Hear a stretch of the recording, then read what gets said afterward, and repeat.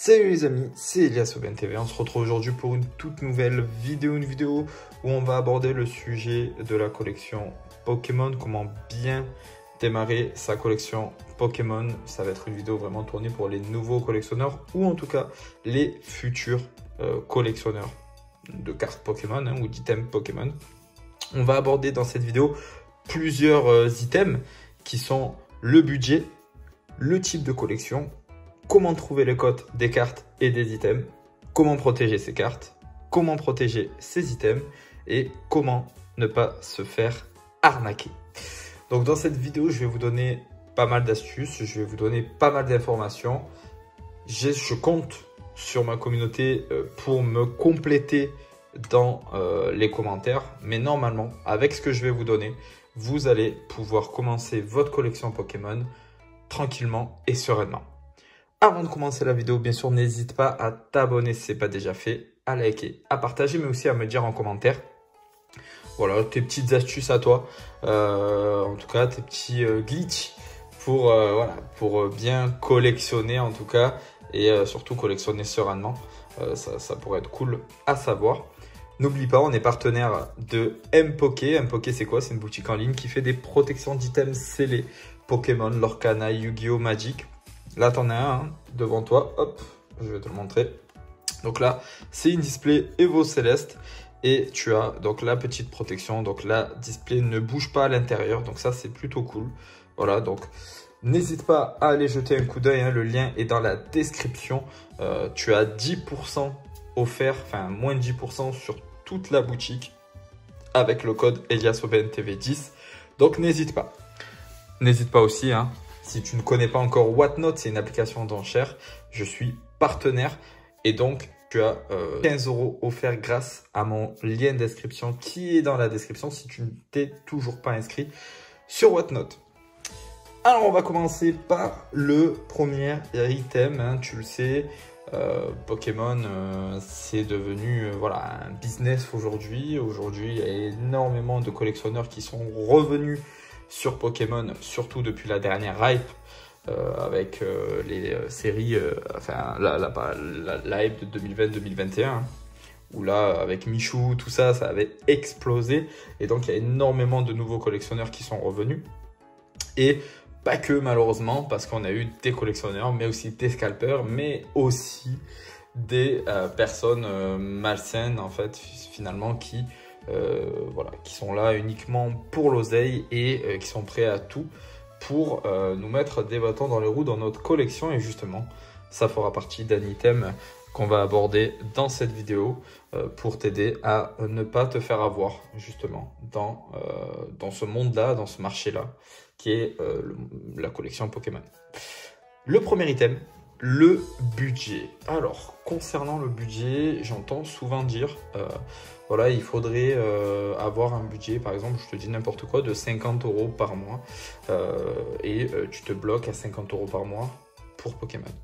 C'est compliqué. C'est compliqué, moi je l'ai fait, je te parle en connaissance de cause.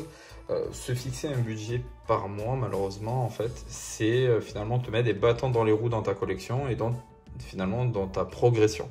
Pourquoi je te dis ça? Parce que c'est possible qu'il y ait des mois où finalement tu n'achètes rien du tout parce qu'il n'y a pas forcément de choses qui vont te plaire ou finalement pour X raisons, ce mois-ci tu n'as pas envie, tu préfères économiser pour le mois prochain pour pouvoir mettre 100 € le mois prochain dans un item.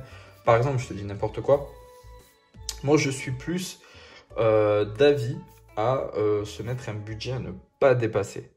Parce que du coup, en te donnant cet objectif-là, il y a des mois où tu peux dépenser beaucoup moins, d'autres beaucoup plus, toujours en restant dans la limite finalement du budget que tu t'es déterminé à ne pas dépasser. Donc ça, se mettre une limite par mois, je pense que c'est trop compliqué parce qu'encore une fois, comme je t'ai dit, il suffit que ce mois-ci, il y ait 2 coffrets à 25 € qui sortent que tu veux et une nouvelle série, t'es foutu. T'es foutu parce que finalement, tu vas te prendre peut-être les 2 coffrets ce mois-ci. Et puis tu vas attendre le mois prochain pour te prendre peut-être le TB. Et puis le mois d'après pour te prendre Tripack et Blister. Mais est-ce qu'ils y seront encore en magasin? Est-ce que du coup tu vas pouvoir les trouver au prix retail? Tu vois, en fait, toutes ces questions-là sont... Voilà, tu te les poses parce que ça va être compliqué. Donc, le mieux, en tout cas pour moi, je sais que voilà, les séries sortent en moyenne tous les 2-3 mois, voire 4 mois des fois. Automatiquement, tu te dis, le mois de la sortie finalement de la série, si je collectionne par exemple le scellé, je vais m'acheter une ETB, un R7, un tripack et peut-être une display ou pas. Après, ça dépend. Il y a des collectionneurs d'ETB et pas de display et le contraire. Donc après, voilà. Mais au moins, je m'achète mes petits items scellés sur cette série-là et je suis tranquille. Voilà. Et puis le mois d'après, j'achèterai pour ouvrir par exemple, si je collectionne aussi les cartes, ou j'achèterai des cartes directement à l'unité.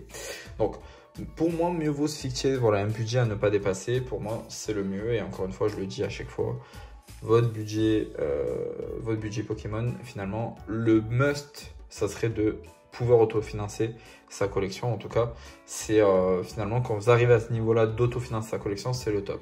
Mais je vous ferai une vidéo pour vous expliquer comment pouvoir autofinancer sa collection. On continue les amis avec le type de collection. Alors le type de collection, vous en avez plusieurs. Vous avez énormément de possibilités de collection finalement. Moi je vais vous citer les plus basiques, mais vous avez énormément de possibilités de collection. Dans les basiques, vous avez le full set. Donc c'est uniquement les cartes communes, peu communes, rares. Après vous avez et les holographiques pardon. Puis après vous avez le full set avec les reverse, parce que vous le savez, vous avez les cartes normales et les reverse. Donc généralement des fois dans le full set normal vous allez uniquement collectionner les cartes basiques, hein, alors que dans le full set reverse vous avez les basiques mais aussi les reverse. Et puis vous avez les master sets avec donc le full set, les reverse, les rares,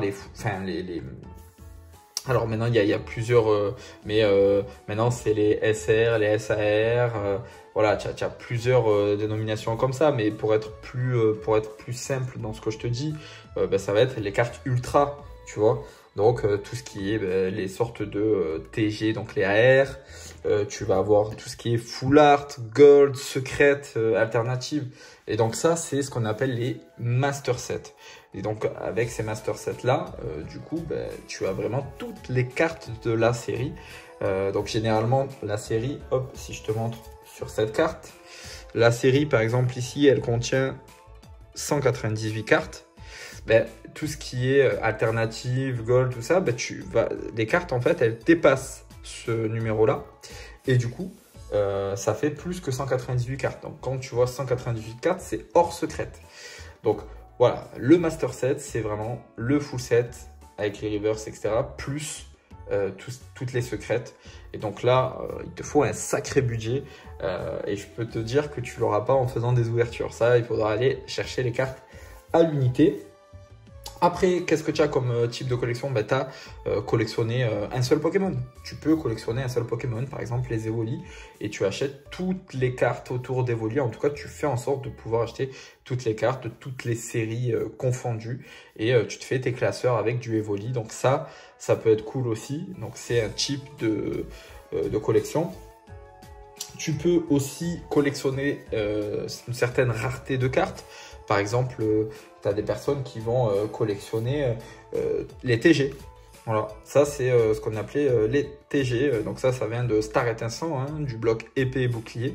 Et donc ce type de carte, ça ressemble au AR. Hein, de maintenant, j'ai pas d'AR sous la main, mais les AR aussi sont à peu près des cartes similaires. Tu en as qui font des classeurs de AR ou tu vois là sous la main j'ai une petite V, il y en a qui se font des classeurs de V. Donc c'est des classeurs en fait de rareté de cartes, de type de rareté de cartes. Donc ça peut être aussi intéressant à collectionner. Et puis je vais terminer par tout ce qui est scellé. Voilà. Donc le scellé, tu peux collectionner tout ce que tu veux. Tu peux collectionner que de la Pokébox, que du coffret, que du tripack par exemple. Tu peux collectionner que de la display. Voilà, ça peut être aussi un type de collection. Tu collectionnes toutes les displays des séries. Enfin, tu peux collectionner pas mal de choses. Et c'est pareil que pour les cartes. Tu peux collectionner les items de enfin d'un bloc en particulier ou d'une série en particulier, mais bon, d'une série tu vas vite faire le tour et tu vas vite tout avoir parce que voilà, il n'y a pas énormément d'items sortis par série. Bon voilà, tu en as qui font des collections uniquement de blisters, dark set. Dark set c'est quoi? C'est d'avoir les 3, 4, 5, ça dépend les séries, mais d'illustrations en termes de boosters sous plastique ou carton rigide. Donc voilà, tu as plusieurs finalement types de collections, tu en as énormément et là je t'ai cité vraiment les plus basiques, mais tu as encore une multitude finalement de possibilités de collections. Donc pour ça, n'hésite pas voilà, à t'inspirer un petit peu en regardant sur internet, sur YouTube. Et, voilà, tu peux toujours regarder en regardant par exemple vidéo collection Pokémon et puis tu peux t'inspirer de certaines collections qui sont vraiment très très jolies, en tout cas de ce que j'ai vu sur YouTube. On continue avec le troisième item qui est comment trouver la cote des cartes Pokémon et des items Pokémon. Bah, tout simplement en allant sur les plateformes comme eBay, Vinted, Card Market, pardon, Le Bon Coin. Voilà, c'est des plateformes sur lesquelles tu peux aller et c'est tout simple en fait. Finalement, tu as juste à aller dans les filtres et à mettre prix le plus bas. Donc, tu filtres en fait le classement en tout cas des produits pour qu'ils te le mettent et ils te mettent les prix les plus bas tout en haut. Tu notes bien dans la barre de recherche si tu cherches par exemple une carte. Tu notes bien du coup le nom de la carte ainsi que son numéro. Ça c'est hyper important de mettre son numéro parce que si tu mets pas le numéro de la carte, si tu mets juste Evolite TG par exemple, il va t'en mettre plusieurs de plusieurs séries. Donc important de mettre le numéro de la carte. Et puis tu le mets en entrée et tu verras bien. Donc c'est toujours bien de comparer finalement avec toutes les plateformes. Moi j'aime bien comparer, par exemple si je cherche une carte, la carte je vais la chercher sur différentes plateformes, sur toutes les plateformes que je connais et j'irai prendre la moins chère. Mais au-delà de prendre la moins chère, il faut prendre aussi l'état et choisir l'état que tu veux. Parce que c'est toujours pareil, tu as des collectionneurs de mint near mint, c'est-à-dire de très très bon état, d'état parfait, sorti de booster. Et puis tu as des collectionneurs qui finalement ne regardent pas trop l'état. Ça c'est surtout les collectionneurs de vintage où les cartes se font de plus en plus rares, surtout en très bon état. Et dans ce cas-là, tu vas aller, et surtout au niveau du prix, les prix seront plus abordables si tu vas sur des cartes un peu plus abîmées, on va dire. Donc voilà, et c'est des cartes finalement qui ne seront pas souvent hyper abîmés, mais voilà, il faut... c'est un choix, voilà, c'est un choix, c'est toi qui décides si tu préfères voilà, avoir que du near mint, c'est-à-dire sortie de booster, mais là tu sais que le prix des cartes sera au plus haut finalement parce que la carte est parfaite, et sinon derrière des cartes plus médiocres en termes finalement d'état et avec des budgets plus raisonnables. Mais c'est toujours pareil parce que maintenant en plus il y a la gradation qui rentre en jeu et du coup si tu achètes une carte gradée ça sera plus cher et puis les gens ils commencent à parler en notes même sur des cartes qui ne sont pas gradées en te disant ouais mais là tu as le cadrage parce que c'est vrai les gens regardent aussi beaucoup le cadrage, donc tu as le cadrage, est-ce que tu as des points blancs par exemple. Là en l'occurrence c'est une sortie de booster et j'ai un cadrage qui est pas bon parce qu'on est plus vers la gauche du coup, et tu vois j'ai beaucoup de points blancs là sur le côté, enfin elle a été très mal découpée, donc ça c'est des problèmes en fait de découpe en usine et non de conservation et de protection de la carte, et donc automatiquement ça c'est une carte qui n'aura pas 10 sur 10 ou 9 sur 10 si tu l'envoies en gradation.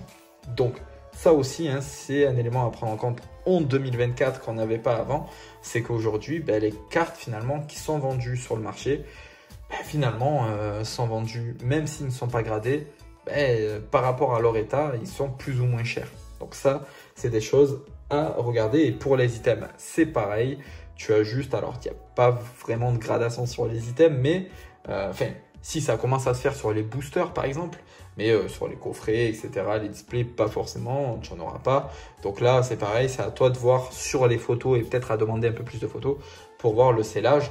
Et plus le scellage sera abîmé, c'est-à-dire avec des trous, etc., donc moins le prix sera cher. Mais du coup, si tu prends un scellage abîmé, forcément, soit tu le prends pour de l'ouverture, soit ça ne te dérange pas qu'il y ait un trou dans ton blister. Et dans ce cas-là, tu gardes ton item comme ça et tu le paieras moins cher. Donc voilà un petit peu sur la partie comment trouver la cote de ces items et de ces cartes. On va continuer avec comment protéger ces cartes. Et là devant toi, tu as déjà des cartes qui sont protégées. Une carte protégée, alors ça dépend les personnes, tu peux acheter des sleeves, il y a différentes sleeves, marques de sleeves, donc je ne vais pas rentrer dans le débat, hein. Tu as beaucoup de sleeves, donc je ne vais pas rentrer dans ça. Ça tu vois, c'était une sleeve d'ETB, c'était une ETB Évolution Céleste, donc là tu as une petite sleeve. Après tu vois par exemple, hop, je peux te montrer cette sleeve là, tu vois ça c'est une sleeve Ultra Pro par exemple, voilà. Donc, mais tu as différentes sleeves, tu as des sleeves comme celle-ci où il y a un peu de jeu, tu as des sleeves où c'est des perfect sleeves qui prennent vraiment la forme de la carte et du coup quand tu rentres la carte, ça reste vraiment un ras. Donc voilà, il y en a qui aiment, il y en a qui n'aiment pas. Bon, après ça, c'est vraiment toi qui décide. Quand tu as des cartes ultra rares ou n'importe quelle carte, finalement, si tu veux être sûr qu'elle ne s'abîme pas, il faut la protéger avec une sleeve. C'est le minimum. Le minimum. Tu en as qui double sleeve, c'est-à-dire qu'ils mettent une première sleeve en bas, puis une deuxième vers le haut. Comme ça, c'est sûr qu'il n'y a pas de poussière qui rentre. Bon, moi, je ne suis pas adepte de ça. Je mets toujours une seule sleeve. Et sur des ultras et tout ça, je rajoute un petit top loader. Donc, c'est une protection rigide. Donc, dedans, la carte est slivée comme ici. Et en plus de ça, je lui rajoute une protection rigide pour pas qu'elle se tord finalement. Après, tu peux le mettre aussi dans des classeurs. Et dans les classeurs, normalement, les cartes ne vont pas se courber. Mais avec l'humidité et le temps, si tu veux, les cartes, si tu ne les protèges pas et si tu les laisses uniquement sous sleeve, elles vont se courber. Il ne faut pas oublier, c'est du carton, donc automatiquement, elles peuvent s'abîmer. Donc, voilà pourquoi c'est quand même important de les protéger. On continue et on va parler du coup de la protection des items. Oui, la protection des items, c'est quelque chose qu'on ne voyait pas énormément à l'époque. Et aujourd'hui, on le voit de plus en plus, encore plus en 2024, où tu as pas mal de sociétés finalement de protection d'items qui ont vu le jour. Et en l'occurrence, tu vois, moi je vais te parler en même temps de notre partenaire qui aime Poké. Et lui, en fait, il fait, donc tu as tout en description, hein, tu as le petit lien en description, tu as le code promo aussi hein, pour bénéficier de 10% sur toute la boutique. Il fait vraiment des prix vraiment compétitifs et ça peut être très intéressant pour toi si tu commences la collection. Là, par exemple, tu as donc des items, donc un item scellé qui est une display de 36 boosters à l'intérieur. Une display, c'est donc une boîte qui contient 36 paquets de cartes et à l'intérieur, enfin, cette display-là, si tu veux, si tu la laisses et que tu ne la protèges pas, avec le temps, le papier il peut s'effriter, il peut s'abîmer, ça peut jaunir aussi avec les rayons du soleil. Alors que ce type d'item-là te permet déjà de pouvoir la manipuler sans te dire que tu vas peut-être déchirer le plastique, parce qu'à force de manipuler le plastique, tu le déchires. Là, tu vois, je peux le toucher, je peux le taper, je peux le bouger. Il n'y a rien du tout parce qu'elle est protégée. Et ça, c'est quand même très important parce que tu verras, hein, avec le temps, tu vas avoir des items qui vont coter en termes de prix et ça reste quand même des objets de valeur. Donc, il faut faire quand même attention et bien les protéger. Et en l'occurrence, tout ce qui est case, boîtier, etc., c'est important dans sa collection d'items scellés. Je te le dis, hein, c'est très récent, hein, ça fait pas beaucoup d'années que les gens commencent à protéger leurs items scellés parce qu'à l'époque, ils les laissaient comme ça, hein, comme moi, mes Pokébox, bon là ils sont pas protégés, mais ça va y passer aussi. Tu vois, on les laissait juste comme ça et pendant des années, ça c'est des Pokébox qui ont 3 ans. Mais avec le temps, tu vois, ça s'abîme. Par exemple, hop, je te montre ici, tu vois, là j'ai un petit trou, par exemple. Voilà. Donc j'ai un petit trou, pourquoi? Parce que avec les manipulations, ça se frottait avec d'autres items et automatiquement ça se déchire. Donc voilà, je fais maintenant très attention et j'essaie de protéger un maximum d'items, en tout cas les plus chers dans un premier temps et puis les plus fragiles aussi. On va continuer avec le dernier item de cette vidéo et qui est donc comment ne pas se faire arnaquer, escroquer, tous les termes que tu veux, mais en tout cas, comment collectionner tranquillement, sereinement, sans se faire avoir. Ben, malheureusement, tout le monde peut se faire avoir, même si tu as l'habitude, même si tu es voilà, hyper calé sur Pokémon, sur la collection, tout ce que tu veux, tu peux quand même te faire avoir. Parce qu'on le voit encore aujourd'hui, il y a eu énormément de personnes, voilà, de youtubeurs, de gros collectionneurs qui se sont fait avoir. C'est pas forcément de leur faute parce que des fois les arnaques sont très très bien cachées et dissimulées. Par exemple, je peux te donner l'exemple des cartes Pokémon. Les cartes Pokémon aujourd'hui, à l'époque, on va parler de l'époque, à l'époque, c'était surtout les cartes anglaises qui étaient contrefaites. Aujourd'hui, même les cartes françaises, il y en a énormément qui sont contrefaites. Et je vais aller plus loin maintenant, même les cartes récentes, les alternatives récentes sont contrefaites. Après, tu as beaucoup de choses pour le trouver, mais pareil, ça, je te ferai une vidéo. Mais par exemple, tu as une technique. Alors, c'est vrai qu'avec un Dracofeu alternatif, tu ne le ferais pas. Mais par exemple, une carte, une vraie carte, si tu fais ça, elle revient. Tu vois, là, elle revient. Alors, j'ai pas de fausses cartes, mais en général, les fausses cartes, quand tu fais ce mouvement-là, ça ne se remet pas droit et ça reste tordu. Et ça veut dire que c'est une fausse carte. Après, tu as d'autres critères derrière. En fait, là, c'est plus foncé. Tu vois, là, c'est assez clair. Et les fausses, c'est plus foncé. Donc, tu as plein de petites choses comme ça qui te montrent que c'est pas une vraie carte. Donc, voilà. Mais je te ferai une vidéo pareille là-dessus où je t'expliquerai comment reconnaître une vraie d'une fausse carte, etc. Mais en tout cas, voilà. Tu as pas mal de critères comme ça. Donc, la première chose que tu dois faire quand tu achètes, par exemple, des cartes, c'est demander des photos supplémentaires. Parce que les personnes peuvent aller chercher des photos sur eBay, vendre la carte sur Vinted et t'envoyer. Donc, ils prennent des photos d'une vraie carte qu'ils trouvent sur eBay, ils font leur vente sur Vinted et ils t'envoient une fausse carte. Donc, le fait de demander des photos supplémentaires peut sécuriser. Tu demandes des angles et exprès en disant, voilà, je veux que tu m'envoies tel angle, tel angle, tel angle, avec un flash, etc.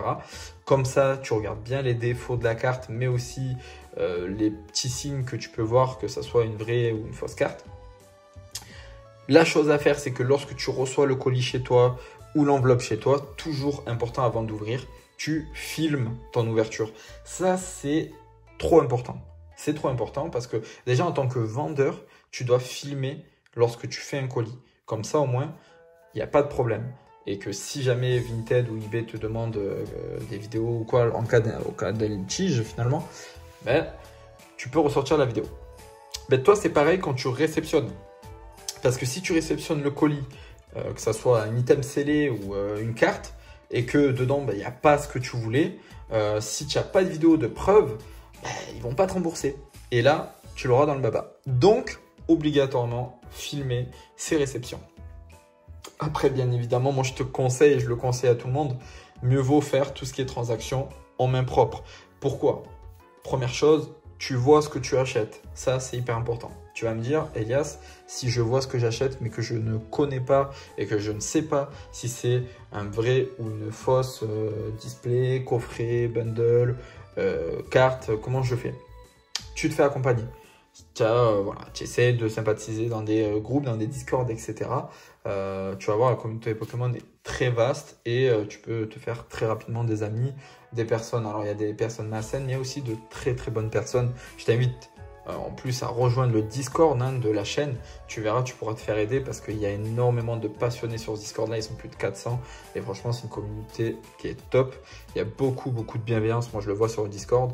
Donc, franchement, n'hésite pas si tu as besoin de conseils, ils pourront t'en donner. Mais en tout cas, il faut essayer au maximum de privilégier le main propre. En l'occurrence, si tu collectionnes le récent, essaye d'aller acheter directement tes items en magasin. Évite au maximum tout ce qui est Vinted, eBay, Le Bon Coin, etc. Et la deuxième chose, achète en priorité chez des professionnels, moins chez des particuliers. Pour la simple bonne raison que le professionnel, s'il y a un problème quelconque, tu peux le renvoyer. Un particulier, c'est plus compliqué. Tu peux toujours faire un retour avec Vinted, eBay, tout ça, mais c'est plus compliqué. Donc, essaye toujours d'acheter chez un professionnel. Et pour les items scellés, bon, pour les displays Pareil, il y a pas mal de vidéos sur YouTube. Si tu tapes comment reconnaître une vraie d'une fausse display, ils te montreront. Il y a plusieurs choses parce que tu as les Pokéballs, mais tout ce qui est ETB, etc., malheureusement, c'est très difficile de se rendre compte parce qu'aujourd'hui, avec le recellage, le pesage, le recollage, il y a énormément de problèmes. Donc, c'est pour ça que je te dis, tourne-toi, quand tu commences la collection en tout cas, tourne-toi vers des professionnels. C'est toujours un peu plus cher, mais en tout cas, tu es safe sur le produit. Et ça, c'est le plus important pour toi, surtout quand tu débutes la collection. Et après, surtout, essaye de t'entourer, de faire connaissance, d'aller à des petites conventions, des choses comme ça, te faire des amis dans la collection Pokémon qui vont peut-être t'aider plus tard lorsque tu vas faire des achats, leur demander peut-être de venir avec toi ou de te conseiller sur tel ou tel achat. Ça aussi, c'est quelque chose que je te conseille de faire. Voilà, la vidéo est terminée. J'espère qu'elle t'aura appris énormément de choses sur la collection Pokémon. N'hésite pas à poser tes questions dans la vidéo en commentaire. On essaiera d'y répondre ou directement sur le Discord de la chaîne. Tu as le lien en description. Si vous avez, et là je parle donc aux collectionneurs avérés qui ont regardé cette vidéo, si vous avez d'autres astuces, d'autres petits conseils, n'hésitez pas à le donner dans cette vidéo. Ça sera toujours un plus pour les nouveaux collectionneurs. En tout cas, voilà, si tu commences ta collection, bienvenue dans la communauté Pokémon. Tu verras, on entend beaucoup de mauvaises choses, mais c'est quand même une communauté qui est bienveillante. Il y a beaucoup d'entraide. En tout cas, moi, je le vois dans ma communauté, la communauté d'Elias Aubin TV. Il y a énormément d'entraide. Et puis, je connais d'autres youtubeurs aussi avec qui, voilà, leur communauté aussi est top et ça se passe très bien. Donc, n'hésite pas. Merci en tout cas d'avoir regardé la vidéo jusqu'à la fin. J'espère qu'elle t'aura beaucoup appris. N'hésite pas à t'abonner si ce n'est pas déjà fait, à liker, à partager, mais aussi à me dire en commentaire si tu as d'autres questions. Et pour les confirmer, les collectionneurs avérés et confirmés, n'hésitez pas à donner d'autres astuces. C'était Elias Aubin TV. Je vous dis à bientôt pour une toute nouvelle vidéo. Ciao, ciao.